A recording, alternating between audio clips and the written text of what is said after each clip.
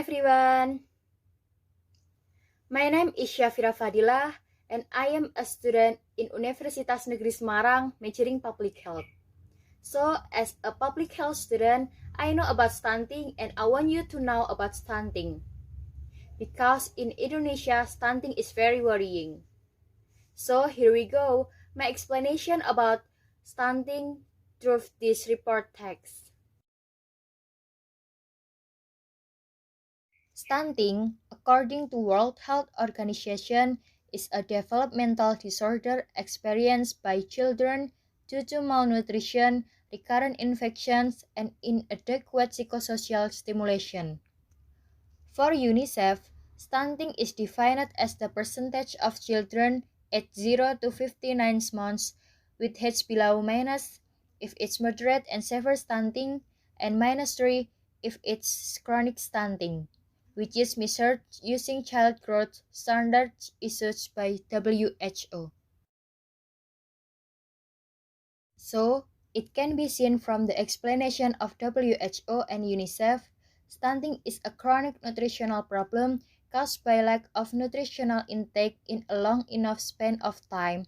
Generally, this is due to food intake that is not in accordance with nutritional needs. Stunting problems occur starting from the womb and will only be seen when the child has reached the age of 2 years. According to data from WHO, worldwide, 178 million children under the age of 5 are estimated to experience stunted growth.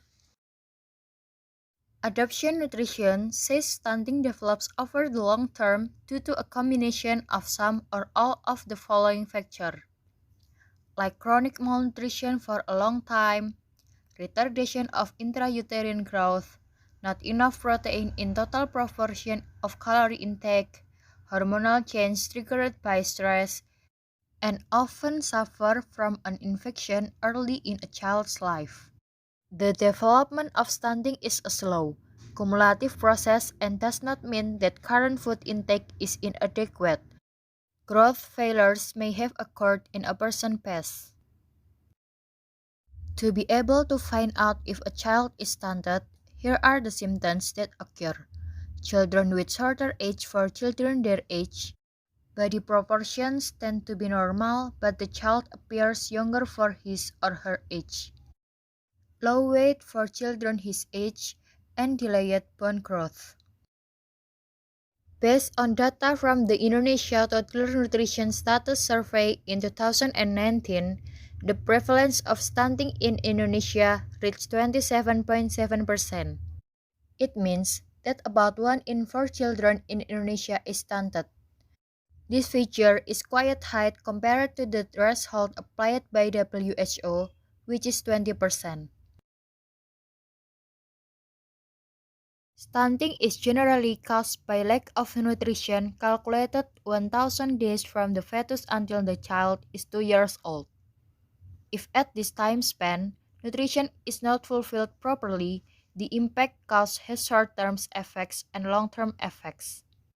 Short-term stunting symptoms include developmental barriers, decreased immune function, decreased cognitive function, and impaired combustion systems, while long-term symptoms include obesity, decreased glucose tolerance, coronary heart disease, hypertension, and osteoporosis. Therefore, prevention efforts should be done as early as possible. How to prevent stunting? Stunting prevention can be started by getting a healthy and balanced nutrition that has been carried out from pregnancy to breastfeeding.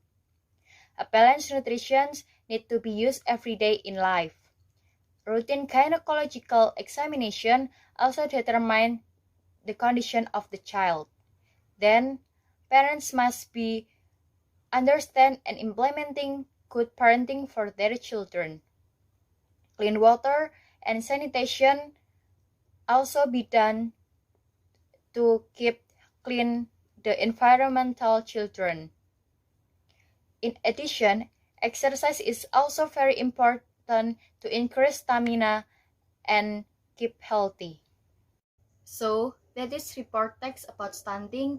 I hope you can understand, and let's stop together stunting in children, especially in Indonesia.